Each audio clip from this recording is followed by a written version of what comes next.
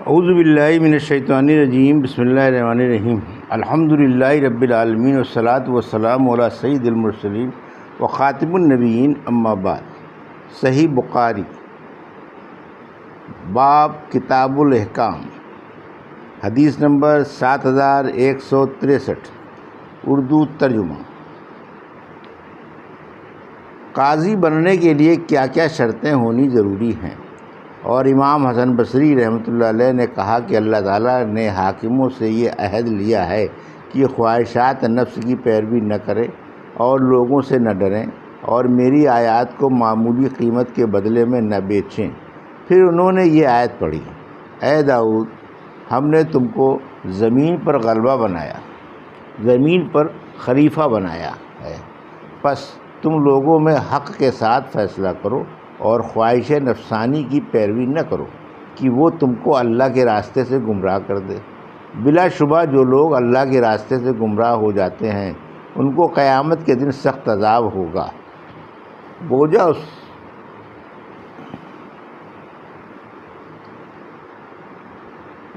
اس کے جو انہوں نے حکم الہی کو بھلا دیا تھا۔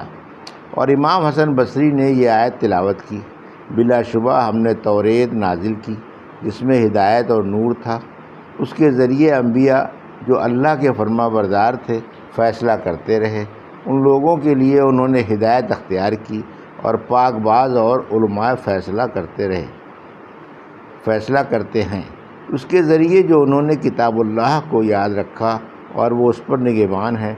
پس لوگوں سے نہ ڈرو بلکہ مجھ سے ہی ڈرو اور میری آیات کے ذریعے دنیا کی تھوڑی سی پونجی نہ خریدو، اور جو اللہ کے نازل کیے ہوئے حکم کے مطابق فیصلہ نہیں کرتے تو وہی منکر ہیں۔ بما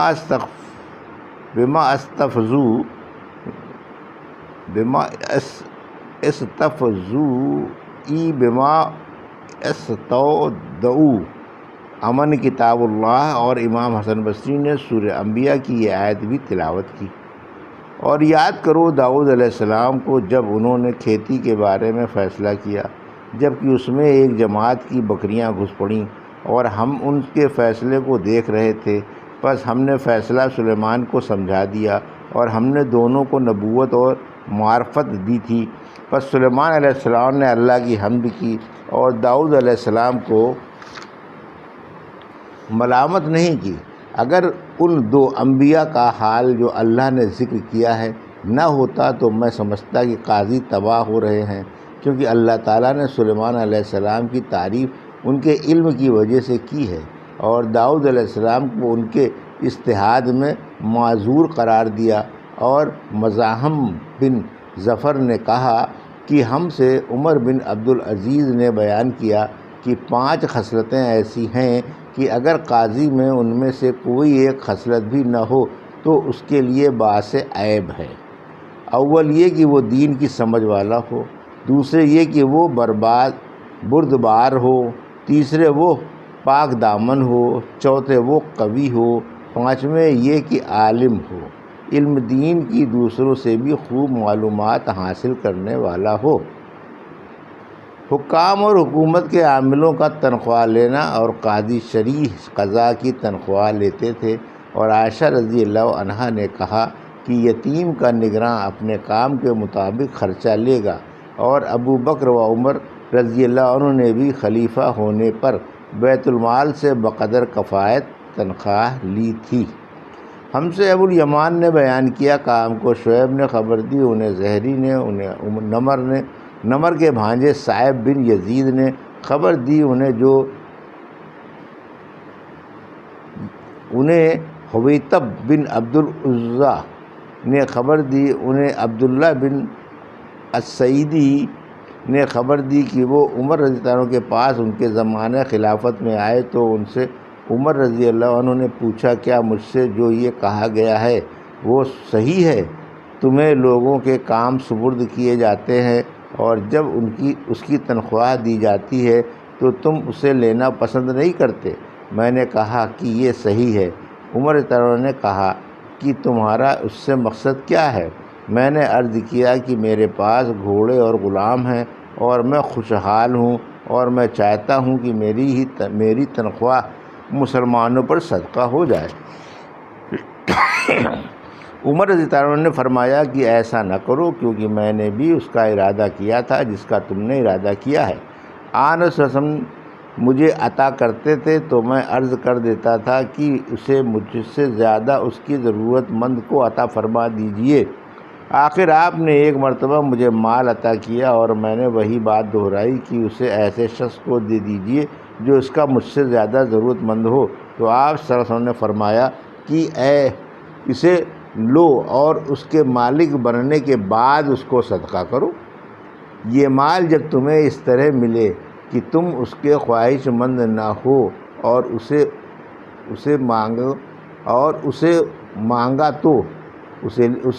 مانگا تو اسے لے لیا کرو، اور اگر اس طرح نہ ملے تو اس کے پیچھے نہ پڑا کرو۔ حدیث نمبر 7164 اردو ترجمہ۔ اور زہری سے روایت ہے، انہوں نے بیان کیا کہ مجھ سے سالم بن عبداللہ نے بیان کیا، ان سے عبداللہ بن عمر رضی اللہ عنہ کی میں نے عمر رضی اللہ عنہ سے سنا، انہوں نے بیان کیا کہ نبی کریم صلی اللہ علیہ وسلم مجھے عطا کرتے تھے تو میں کہتا کہ آپ اسے دے دیں جو اس کا مجھ سے زیادہ ضرورت مند ہو۔ پھر آپ نے مجھے ایک مرتبہ مال دیا اور میں نے کہا کہ آپ اسے ایسے شخص کو دے دیں جو اس کا مجھ سے زیادہ ضرورت مند ہو۔ تو آن صلی اللہ علیہ وسلم نے فرمایا کہ اسے لے لو اور اس کے مالک بننے کے بعد اس کا صدقہ کر دو۔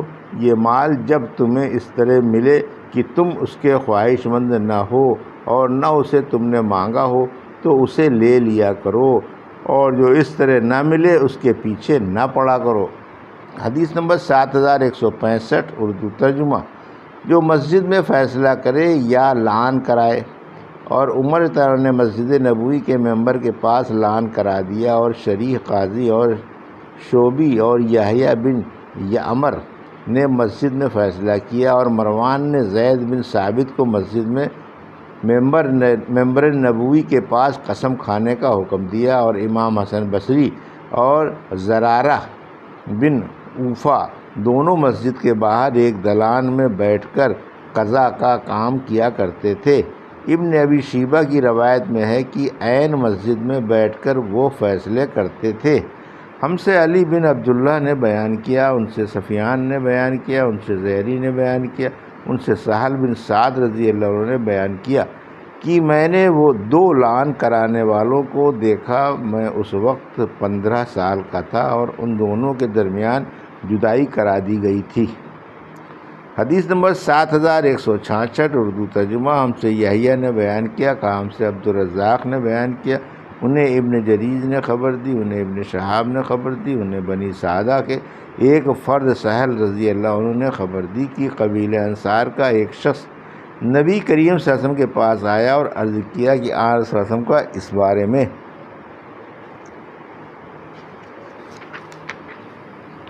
کیا خیال ہے کہ اگر کوئی مرد اپنی بیوی کے ساتھ دوسرے مرد کو دیکھے کیا اسے قتل کر سکتا ہے؟ پھر دونوں میاں بیوی میں میری موجودگی میں لعان کرایا گیا۔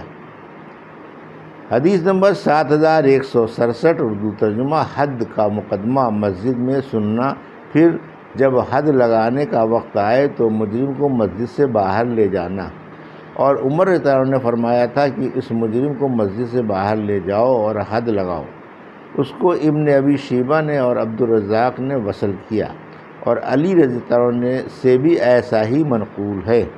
ہم سے یحییٰ بن بکیر نے بیان کیا، کہا ہم سے لیث بن سعد نے بیان کیا، ان سے عقیل نے، ان سے ابن شہاب نے، ان سے ابو سلمہ نے، ان سے سعید بن مسیب نے، اور ان سے ابو ہریرہ رضی اللہ عنہ نے بیان کیا کہ ایک شخص رسول کریم صلی اللہ علیہ وسلم کے پاس آیا۔ آن صلی اللہ علیہ وسلم مسجد میں تھے اور انہوں نے آپ کو آواز دی اور کہا یا رسول اللہ، میں نے زنا کر لیا ہے۔ آن صلی اللہ علیہ وسلم نے ان سے منہ موڑ لیا، لیکن جب اس نے اپنے ہی خلاف 4 مرتبہ گواہی دی تو آپ نے اس سے پوچھا کیا تم پاگل ہو؟ اس نے کہا کہ نہیں۔ پھر آپ صلی اللہ علیہ وسلم نے فرمایا کہ انہیں لے جاؤ اور رجم کر دو۔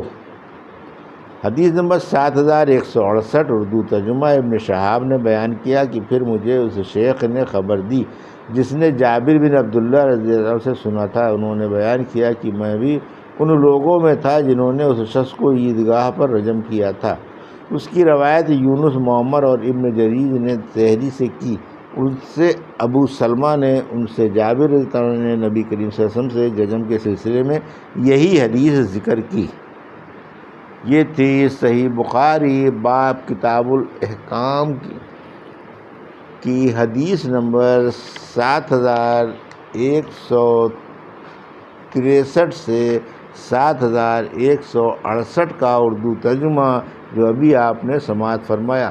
اللہ سے دعا ہے کہ اللہ ہمیں ان حدیثوں کی صحیح سمجھ عطا فرما اور ان پر عمل کرنے کی توفیق عطا فرما، آمین یا رب العالمین۔